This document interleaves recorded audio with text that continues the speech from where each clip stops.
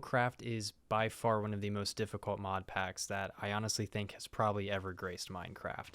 I mean, I would probably go as far as to say it's not even really a mod pack. It's kind of like its own video game, or I guess I could say for some, its own nightmare. Now, there is a lot of reasons why I say this, like kind of a lot. Guys, this mod pack is absolutely horrendous. You will die within the first 10 minutes, maybe 20 on a good day.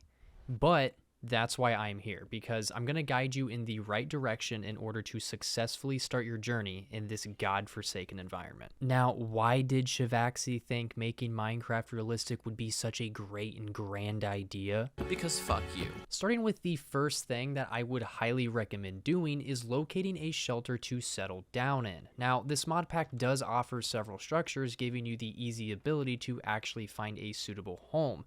It does encourage exploration like crazy, just like the last few mod packs that I did cover. Now, building a home right off spawn is practically impossible and honestly kind of straight up impractical. Now, ladies and gentlemen, please, for the love of God, do not make the same mistake that I did when I first loaded in. I ran straight to a tree like a typical Minecraft dweeb, and I just started laying the hands in on a fat piece of bark, only to be there for several minutes, and the tree pretty much, ultimately collapsed like a dead cow, and it revealed absolutely nothing. Nothing at all.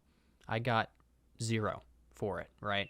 The only thing I got was pretty much like depression, regret, and a ton of wasted time. So instead, what you need to do is actually break some leaves in order to obtain sticks, and then you need to find some gravel to obtain some flint. Now, keep in mind, I must say this, items cannot be picked up from just walking over them like typical Minecraft. You need to physically look at the item on the ground and right-click it to actually add it to the inventory, because realism.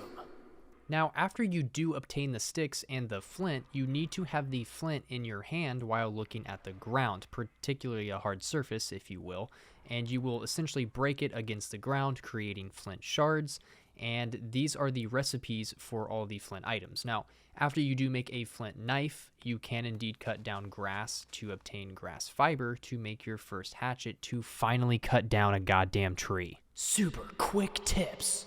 Every time you die, you will spawn somewhere random until you sleep in a bed. Waystones are also in this mod and serve the same purpose of teleporting between bases and or villages. You can die from single headshots.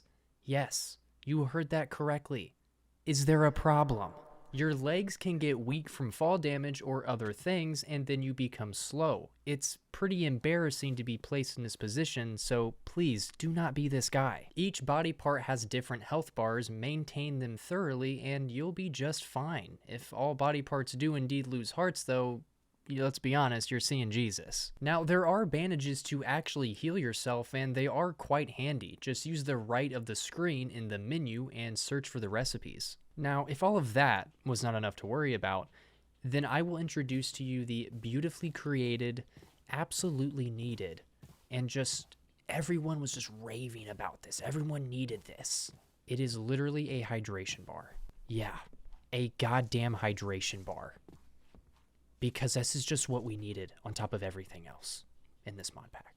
Now, I would suggest that you monitor this thing quite regularly, because if you don't, you're going to have kind of an issue that I ran into, and your mouth is going to run dry. You're going to get super dehydrated, basically kind of, catch some cotton mouth type of stuff going on. It's going to look like you're on drugs. Essentially, your screen is going to look like you're on drugs, okay? I'm just going to be honest. Are you on drugs or alcohol? No, sir. You take drugs or alcohol? What is drugs? Your screen gets super blurred out, and everything just it just looks like you just popped a tab of acid or something. It's not something you really want to be involved in. If this does happen to you, well, yeah, you guessed it. You die. Now, in the middle of all this nonsense, you have this giant ball in the middle of your hotbar, right? So this might confuse you at first, but basically what this is your body temperature. Damn it. This ball plays the role of telling you your current body temperature. Now, with this mod pack, there are, again, a lot of things added, as you guys can already see. Now, to add to this, there are multiple biomes, obviously, right? We all know this. However, there are temperatures in each biome. While desert and snow biomes will give you a high level migraine, not literally, but you will definitely need to keep an eye on this so you don't, well, yeah, you know, die and everything like that, because pretty much everything in this mod pack kills you. Just like looking at this flower, for example. Just like real life, if you get too close and actually come in contact with this flower, it's gonna explode. Okay, I'm just gonna say it. You're gonna die. Just like real life, because flowers do that. Another thing that I really need to discuss with you guys is skills and attributes. Accessed through the inventory page, you will use basic experience points to level up each category. So if you want to be dripped out in that sick diamond equipment, you need to hit a solid level 16 in defense in order to obtain that drip. Hovering over any item will actually inform you whether or not it is a skill requirement. After you reach level 5, you can simply click the L key to access a different page, allowing you to obtain experience from other sources. Then you can access attributes with L again to gain access to some helpful abilities to make yourself do more damage, and so on and so forth. Now, again, guys, this is a beginner's guide, so, you know, just like all the other ones, I can't cover every single thing, so I'm going to leave that to the player to figure out the rest.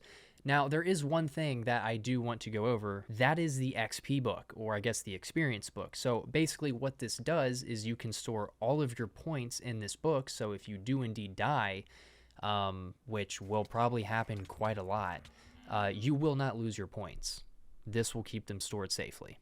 Now, one thing that I did for some reason kind of forget to mention, which probably should have been at the beginning of the video somewhere, but this is how to pretty much maintain your hydration bar to an adequate level. So in order to do this, you are just going to want to drink substance, right? So there are juices in the mod, there are canteens in the mod, craftable canteens. That way you can get water. Now, you do have to purify the water. So you have to put this in a heat source, I do believe, to purify the water.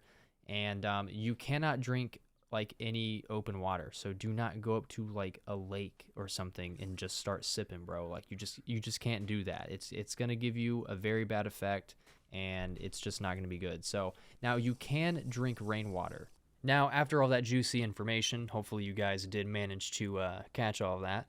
Not gonna lie, kind of spouted out pretty quickly, but this journey is absolutely awful. You're gonna have an awful time, and you probably will uninstall this mod pack within the first week of playing it. After all, this mod pack is very diverse, and it does offer a ton of gritty features that will sure challenge you and leave you questioning if you really have what it takes. But with all the information that I did just provide you guys, you should absolutely be prepared to go on your very first journey in RLCraft.